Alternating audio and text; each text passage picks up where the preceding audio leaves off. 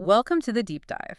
Our mission today, well, it's pretty focused. We're diving into source material about the pillars of community, how groups stick together. Right. We're looking at things like foundational commitment, how individuals act, and crucially, how to handle conflict when it inevitably pops up. And we're asking this big question.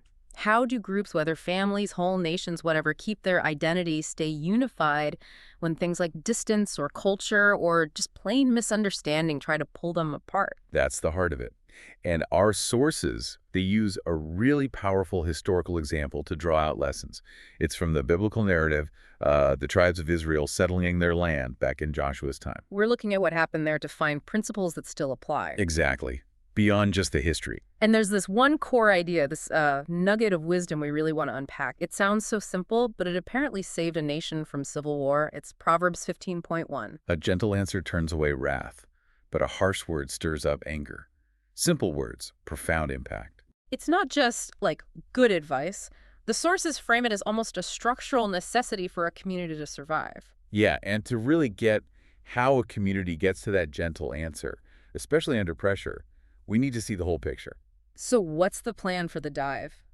Okay, so first, we'll look at where commitment even starts. The sources argue it begins, maybe surprisingly, right in the home. Okay. Then we'll define what total commitment actually looks like.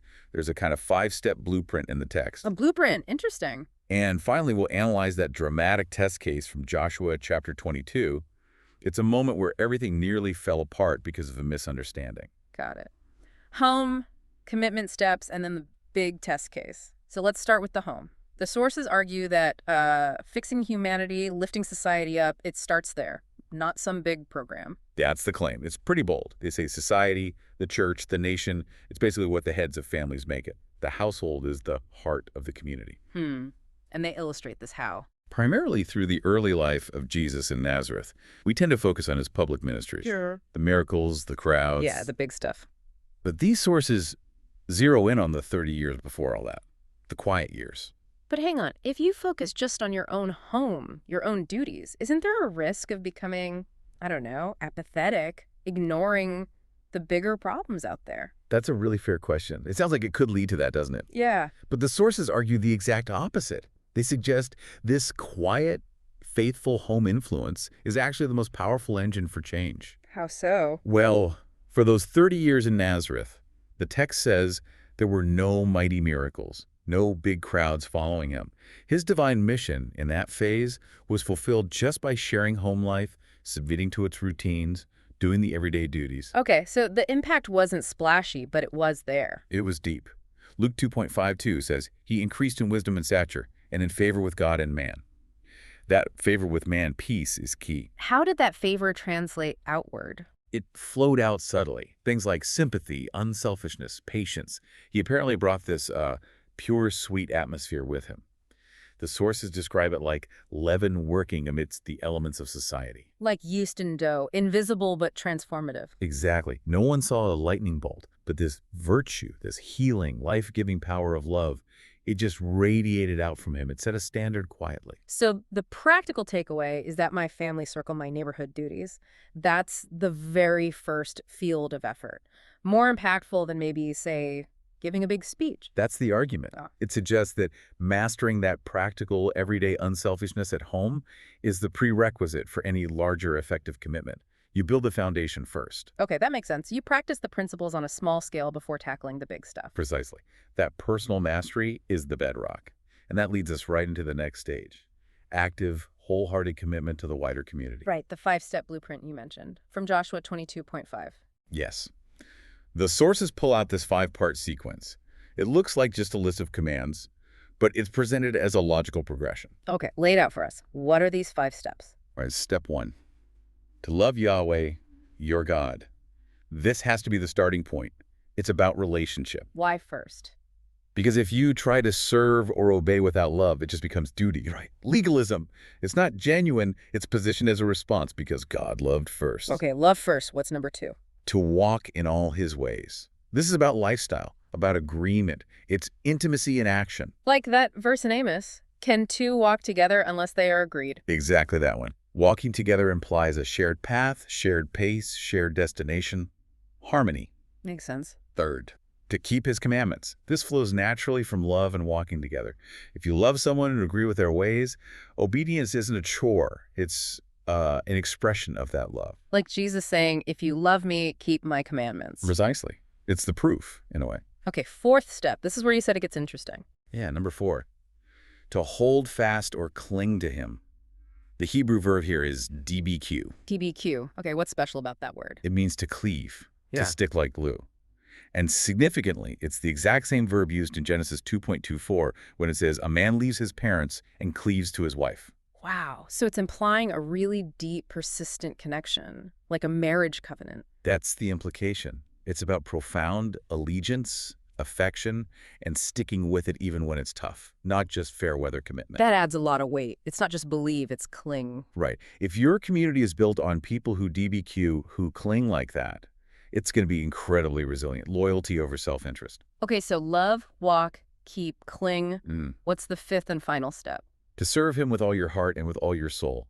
This is the culmination. It's where the commitment finds its outward expression. Service is the result of the first 4 steps. Yes. And it involves surrendering that self-serving attitude. The sources connect this to finding real purpose, like losing your life to save it, as Luke 9.24 puts it. This whole 5-step process is the spiritual and moral glue for the community. That's a powerful framework. But even the strongest glue gets tested, right? Especially by things like distance and, maybe more importantly, fear. Absolutely. And that brings us right to the case study, the altar incident in Joshua 22. This is where the theory meets a messy reality. Set the scene for us. What's happening? Okay, the main conquest of Canaan is basically over. The tribes of Reuben, Gad, and half of Manasseh, 2.5 tribes total, they had always planned to settle on the east side of the Jordan River. Now they're finally allowed to go home. So the main group of Israelites stays west of the Jordan. These guys go east. Correct. And that river, the Jordan, it's not just water. It's a real geographical barrier, and as we'll see, a psychological one too. Okay. So they go back east, and what's the first thing they do? They build an altar. Not just any altar, mind you. A huge, imposing, highly visible altar right near the river crossing. And they didn't check with the folks back on the West Bank first. Nope. No consultation. And this action immediately sends shockwaves through the main camp in the west. Instant panic. The text says the whole congregation of Israel on the west side reacted. They didn't just send a query, did they? Not at all. They went straight to grave suspicions. They mobilized a delegation, essentially a war council, ready to confront and potentially punish. Wow. Why such an extreme reaction just because of an altar? It comes down to trauma and fear. They were absolutely haunted by a recent terrible event, the incident at Bel Peor. Bel Peor. Remind us what happened there. Numbers 25 tells the story. A large segment of Israel got involved in idolatry and sexual immorality with Moabite women worshiping their god, Baal of Peor. God sent a devastating plague and judgment. Oh, devastating. The Bible says 24,000 Israelites died in that plague. It was stopped only when Phinehas, the priest's son, took decisive, zealous action against the offenders. Okay, 24,000 dead. That memory would definitely stick with you. For sure. And guess who led the delegation to confront the eastern tribes about the altar? Let me guess. Phinehas. Phinehas himself. His presence sent a very clear message. They weren't just concerned, they feared a repeat of Baal Peor. They believed one group's sin could bring divine wrath down on everyone. So seeing this massive, unauthorized altar, they didn't see a memorial. They saw rebellion, apostasy. A direct challenge to the central sanctuary at Shiloh. They saw the potential for another national catastrophe. So in trying desperately to avoid the mistake of being too lax, like maybe they were at Bel Peor, They swung to the opposite extreme, as one source puts it. Immediate condemnation, readiness for war. They completely skipped the step of just asking, hey, what's this altar about? Courteous inquiry went out the window. a classic case of fear driving terrible assumptions. Textbook. So now, picture the eastern tribes. They've just built something they think is positive, and suddenly they're facing an armed delegation led by Phinehas, basically accusing them of treason, the potential punishment, war, excommunication, death. This is where Proverbs 15.1 really gets put to the test, isn't it? The gentle answer. That's the ultimate pressure test. And their response, according to the sources, was exemplary in its patience. How did they manage that? I mean, facing false accusations of that magnitude. They didn't immediately get defensive or fire back accusations. That's key. They avoided that trap. So what did they do first? They started by addressing the relationship, the core anxiety. They made a solemn oath. invoking God's names El, Elohim, Yahweh, and repeating them. Why repeat the names? It was like saying, listen, before we even explain the physical altar, understand this. We are on the same team. We serve the same God you do. We share the same faith. It was a powerful way to establish their religious credentials right off the bat. That's smart. Address the spiritual fear first, diffuse the core charge before getting into the details. Exactly. It stabilized the conversation. Only then did they deliver the crucial piece of information. This altar, it's not for sacrifice. Ah, that changes everything. Instantly voids the main accusation, Yeah. right? They explained it was purely intended as a witness. The Hebrew word is ed. It's like the memorial stones they'd set up earlier. A A symbol, witness to what? What were they trying to symbolize? unity, ironically. They explained their deep fear wasn't about wanting their own religion. It was about being excluded in the future. Excluded how? They worried that someday the tribes on the West Bank, separated by the Jordan, might say to their children, the descendants of the eastern tribes, you have no part in the Lord. They feared geographic separation would lead to spiritual and communal separation. So they built the altar because they were afraid of division, not because they wanted division. Precisely. It was a monument intended to say, we are part of Israel too, even though we live over here. It was born out of a desire for lasting connection. The irony is incredible. They're accused of treason for an act motivated by loyalty. It's stunning, isn't it? And the resolution is just as remarkable. What happened when Phineas and the delegation heard this explanation? They accepted it. Not grudgingly, but with great joy, the text says. All thoughts of war just evaporated. They weren't too proud to admit they'd jumped the gun. Apparently not. That's a crucial detail the sources highlight. They were relieved the suspicion was wrong. Instead of conflict, the whole situation ended with unified praise to God. That whole story, the misunderstanding, the near war, the resolution, it feels like it has so much to teach us about handling conflict today. Absolutely. The sources distill it down into some really practical principles for navigating tensions in our own families, workplaces, communities. Okay, let's walk through those. What are the key takeaways from Joshua 22? There are essentially 6 core principles derived from analyzing what went wrong and what went right in that incident. All right. Principle number 1 seems obvious in hindsight. Yeah, communicate. If the Eastern tribes had just explained their plan before building the altar, none of this would have happened. Talk first. Clarify intentions. Don't let ambiguity fester. Simple, but so often missed. Okay, number 2 targets the reaction of the Western tribes. Right.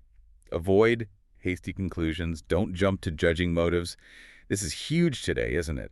With email, texts, social media, it's so easy to misunderstand intent. Definitely.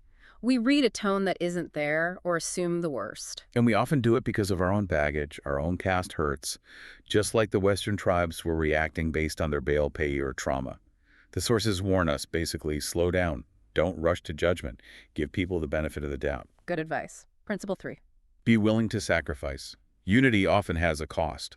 The Western tribes, even in their anger, were apparently willing to offer land to the Eastern tribes if they had sinned, to keep them part of the nation somehow. That shows a deep commitment, even amidst the conflict. It does.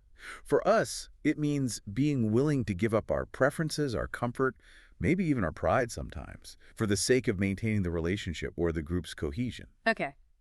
Principle 4 brings us back to that core verse. Yes. Give a gentle answer. This is the strategy when you're the one being accused, rightly or wrongly.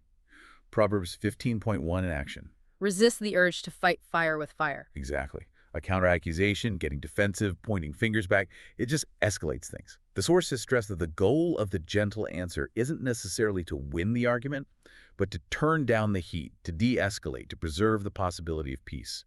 The Eastern tribes did this perfectly. Okay, that's 4. What's number 5? Cultivate kindly thoughts. This is about the internal work, the mindset. It's about proactively choosing to interpret others' actions generously. So assume the best possible motive unless there's clear evidence otherwise. That's the idea. Don't default to suspicion. The sources suggest we should be very hesitant to question the motives of our brethren, because that kind of thinking creates fertile ground for bitterness and division in our own hearts. That's a continuous effort, not just a reaction. Right. It's preventative maintenance for relationships. And the final principle, number 6. Rejoice in peace. When the misunderstanding is cleared up, when the suspicion turns out to be wrong, embrace the resolution fully. Don't hold on to the fact that you were maybe initially right to be suspicious. No, let it go completely. The Western tribes didn't grumble about being mobilized for nothing. They actually praise God that their fears were unfounded. Be genuinely happy about reconciliation. The focus shifts from who was right to peace is restored. Those 6 principles feel very actionable. They show that unity isn't just some vague, fuzzy feeling. Not at all. It's built on that deep, personal commitment we talked about, the love, walk, keep, cling, serve progression. And it's sustained by very deliberate choices in how we communicate, especially under pressure. That gentle answer is like the ongoing maintenance plan. Well put. And the sources offer one more layer. This kind of unity, this commitment through difficulty, it isn't about avoiding hard truths or becoming doormats. It's not about watering things down for the sake of getting along. No. It's about practicing what the sources call charity, which suffers long and is kind. It suggests that the conflicts, the misunderstandings, the difficult people we encounter, they're not just annoyances. They're opportunities. Opportunities, or maybe even tools, designed to toughen our resolve, to push us toward determination, and ultimately to develop the Christ-like in the character. The struggles are where the commitment gets forged. So recapping, we've seen unity starts with personal, heart-level commitment rooted in the home, progresses through intentional steps of allegiance, and is preserved through specific conflict resolution skills, especially that gentle answer. That's a good summary. Commitment provides the structure, and gentle communication provides the flexibility and resilience. And as we wrap up this deep dive, there's a final thought our sources leave us with, something really provocative about the purpose of all this unity. Yes, it connects back to the prayer of Christ himself for his followers, that they all may be one, so that the world may know that thou hast sent me. Wow. So our unity isn't just for our own benefit, it's meant to be a testimony to the world. That's the implication. The quality of our relationships, our ability to handle conflict constructively, it actually serves as evidence. So here's the thought to leave you with. If our unity or lack thereof speaks volumes to the world, what active, specific role could you play this week in your family, your workplace, your community to intentionally quell dissension, to offer that gentle answer, knowing that your actions might be the most powerful statement you can make?